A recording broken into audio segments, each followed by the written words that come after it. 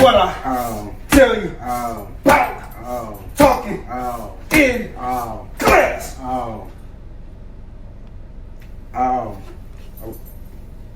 Stop moving! Stop moving! Okay. Stop moving! Hey! Stop moving! Okay! Okay! Stop moving! Okay, I'm moving! Stop moving! Okay! Okay! Okay, I'm sorry. Turn around! What I tell you about talking in class? Oh, that's a full pencil. It doesn't matter. Yeah.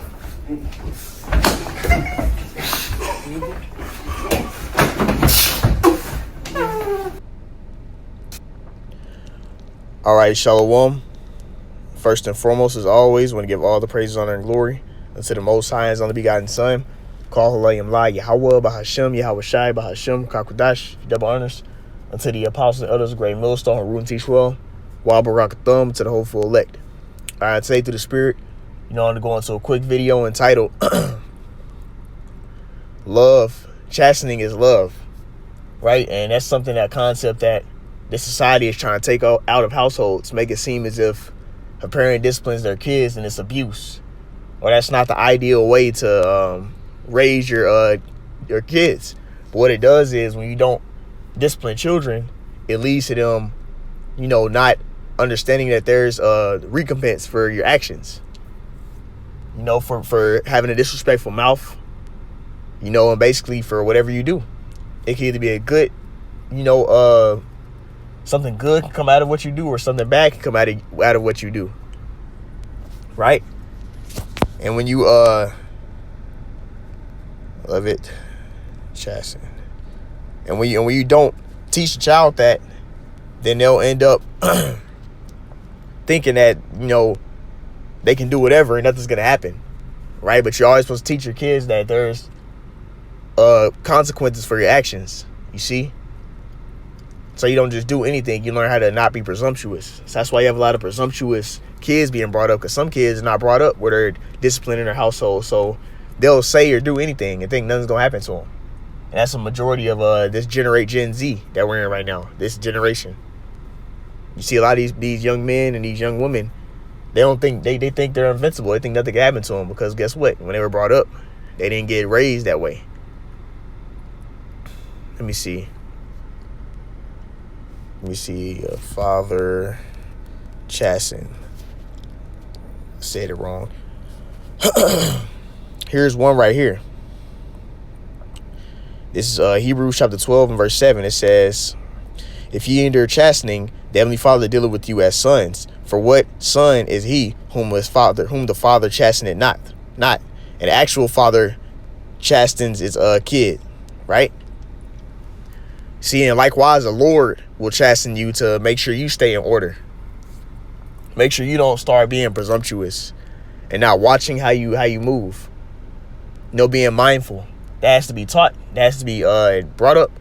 Like the way you're brought up, your upbringing, it'll lead to you living a lifestyle that's better, because you understand that, okay, I was taught when I was younger that there's consequences behind my actions. Right? I do this, I feel hurt, or I feel bad. Punishment. I do good, okay, then I can get reward. I earned it. You see? And that's supposed to be taught in households. But a lot of the comments right here on this, check this out. Look at these comments talking about abuse. Look, child abuse. Okay. Let's see here. All right. So I said child abuse. And I saw some more when I was scrolling down. I didn't get it on the screen recording. But it was a lot of women and a lot of people in there complaining about it. I'm like, man, that's a righteous thing, according to the scriptures. Because let's check this out. Verse 8, it says, but if you be without chastenment, whereof are all our partakers, then ye are bastards and not sons. Right? So that's how your parent is supposed to correct you. You see? Let's see. Grow headstrong. Then you put stubborn. Because when you don't correct your kids, which a lot of households aren't, that's why you have GMO babies. That's why you have these NIGGAs, man. You see? Check this out. This is Sirach chapter 30 and verse 9. It says, conquer thy child, and he shall make thee afraid. Play with him, and he shall bring thee to heaviness, if you don't establish respect and order in your household. And that's by chastening your kids. You see, verse 10, laugh not with him, lest thou have sorrow with him, and lest thou gnash thy teeth in the end. That means you allowing your kid to get too familiar with you. You're not establishing order in your household, right? And that's why everything is so out of order right now. You see, because back in the ancient times, when the law, statutes, and commandments were established, certain things you'll get put to death for doing that. You can't just murder nobody. You know, if a man laid hold to a woman, you see, that wasn't married, then he had to pay the father a dowry, and she had to become his wife. You see, so even within that, you see, stuff was in order when the law wasn't established. Law, statutes, and commandments were being pushed out. If you steal from somebody, you have to repay them what you have stolen and more. All right. So there's supposed to be consequences and repercussions behind certain actions. Then if a kid didn't honor their parents, honor his mother and his father, that kid will get put to death, man. In front of everybody as an example. This is verse 11.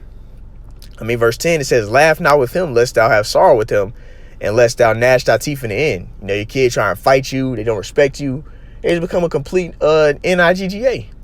Verse 11, give him no liberty in his youth, and wink not at his follies. That means you got to correct your kid.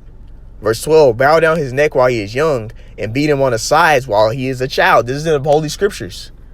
You see? Getting on your kid's behind, chastening your kid is in the Scriptures.